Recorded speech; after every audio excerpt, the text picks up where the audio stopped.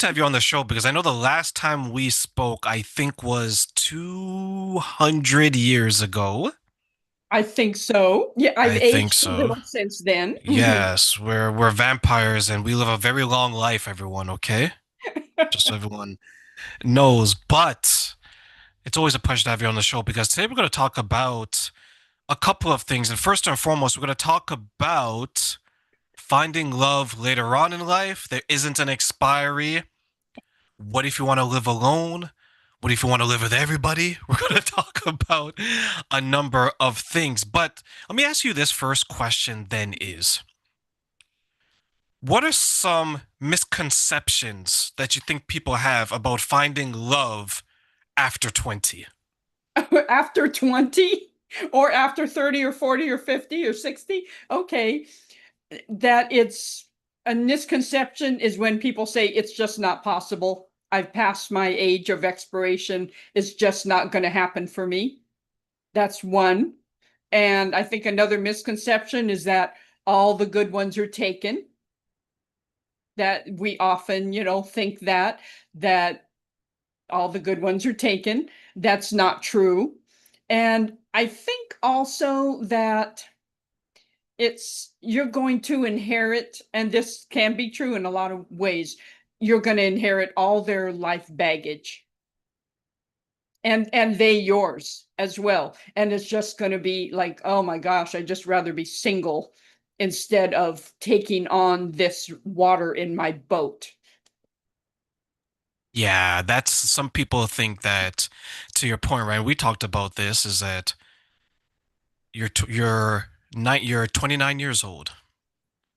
It's December 30th. You have one day left to find love. And if you don't find it, it's going to escape you and you're going to live the rest of your days. God knows who doing what or who are doing whom at that point, right? We just don't know. Why do you think some people think that love is only for those of a certain age and you can't find it when you're 40, 50, 80, 90, 100 years old? That is a great question, and I just think that people think that love is you follow what a traditional life path is that we're taught is that you go to school, you find a mate, you get a job, you have the kids, you live life. And that is the trajectory, and that's what I was taught, and that's the path that I took originally. Um, for 23 years, it was a path, and I think that people think that just you you have to do that when you're young. That is just not possible when you're past a certain age. If you it's December 30th and you're 29 years old, just look at the fact that you're only 29 years old, and you that can be also be said for I'm only 49 or 59 or 69. I mean, that really spans a whole bunch of ages. And just think I'm only that age, not like, oh, I can't believe I'm this age, like that. And that's the part that I think for a lot of people is tough because we're told, and I think still, if I remember the numbers correctly, that the majority of the people still get married between those ages, right? Like we're in school probably until like what, 20, 22, maybe, college, university. And then a lot of people get married in their mid to late 20s. They have children, and then the stats they stay together for 10 years and then divorce at 40. Like, oh my god, what am I gonna do with their life? And for those who are, let's say, in their 30s, 40s, 50s, and 60s, could it be then sometimes we're looking at the world? Some people are still looking at the world through the eyes of someone in their 20s instead of someone in their later years. Ooh, that's really a good insight because yeah, I think that happens often, and that's why I see a lot of this, and I'm not like stereotyping, I'm just saying. And you can edit this out if you want to. But that's why you see a lot of middle-aged men balding in the back driving a Lamborghini or a sports car because they they still have that 22, 25-year-old mentality, and they often get the car in the midlife crisis, or menopause, as some like to call it. They leave their wife, they go for the younger model, they buy the sports car, and I think a lot of those men are very, very regretful about 5 to 10 years later.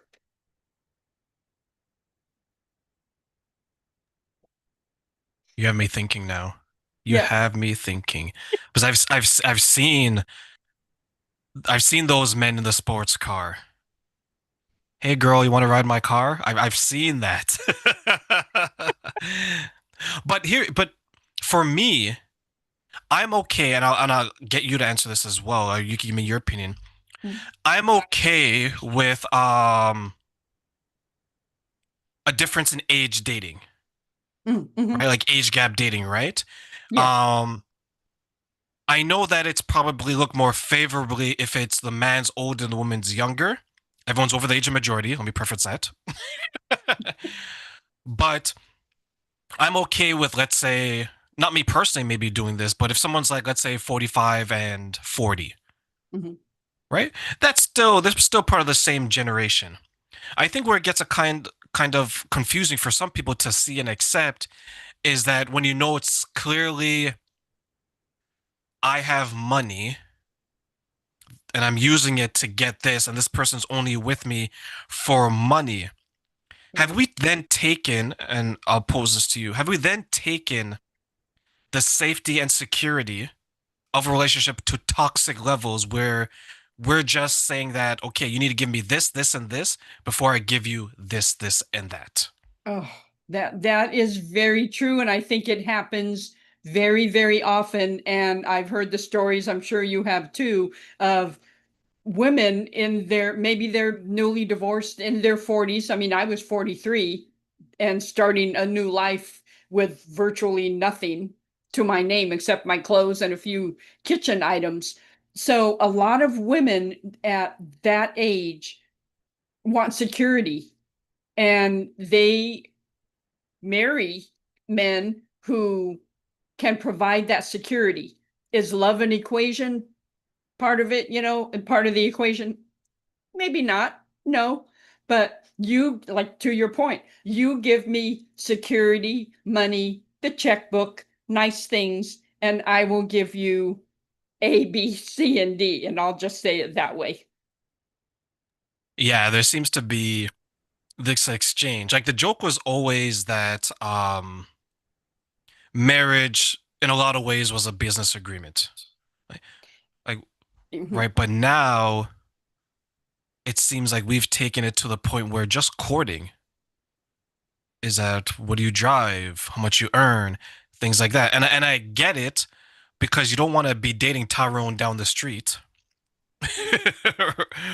Right? Who Yeah. shows up in the same pair of Nike shorts and Adidas socks to your house. You don't want that guy. For the ladies Yeah. out there, I know there's some people who want him because he's still impregnating some people out there. But And he's rolling up in his hoopty. yeah, Yeah. right? Like we can see that person a mile away. What do you think for those who want more out of their relationship? What do you think in general now? What do you think that they should be looking for when they want to create healthy relationships, especially as we get older in age?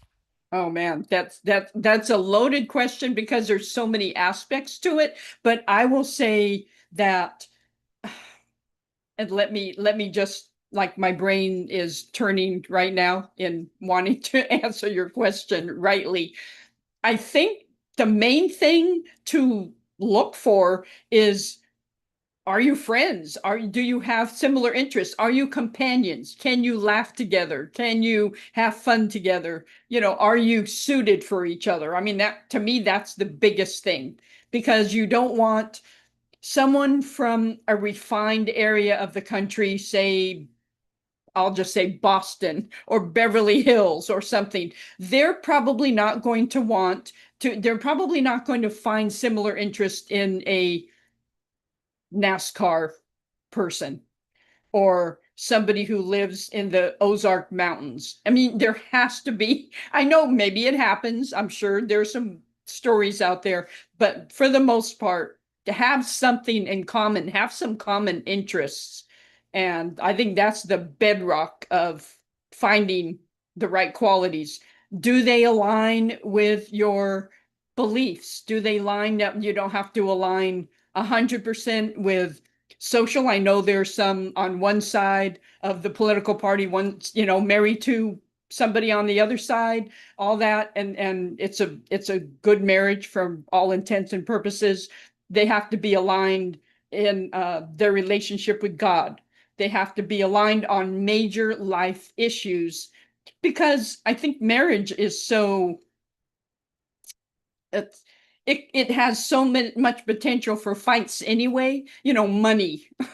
Be aligned. Is one a debt hog and one is a debt free, lives debt free, that kind of thing. So I think you have to just eliminate as many things as possible for conflict, because the older you get, and I can speak for myself too, the less conflict you want, you desire. You just no conflict, no drama. And so the more aligned you are, the better the situation.